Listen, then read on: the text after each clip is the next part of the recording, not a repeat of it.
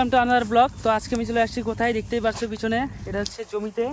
তো আজকে হচ্ছে বড় মেশিন দিয়ে ধান কাটবে, মানে যেগুলো হচ্ছে ধান কাটা মারা সব কিছু একসঙ্গে হয়ে যায়, তো সেই মেশিন দিয়ে আজকে ধান কাটা হবে। তো চলো ভিডিওটা দেখতে থাকো আর মেশিনটাও দেখতে থাকো। আর যা রোদ আর যা গরম কি বলবো তোমাদেরকে। তো ওই যে আমার সামনে মেশিনটা দেখতে পাচ্ছ তোমরা, ওই যখন ধান কাটছে, সব ধান কাটছে,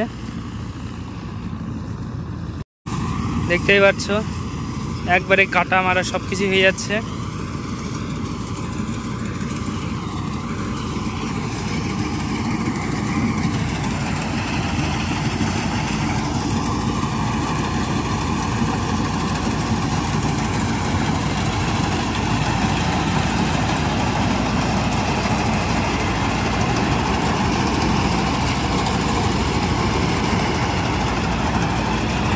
তো যেইটাতে হচ্ছে ধান কেটে রাখে মানে থাকে আর কি, সেই ট্যাঙ্কিটা ভর্তি হয়ে গেলে এই যে ট্রাক্টরের মধ্যে দিবে, ট্রাক্টর এবার যার ধান তার বাড়িতে গিয়ে দিয়ে আসবে। হ্যাঁ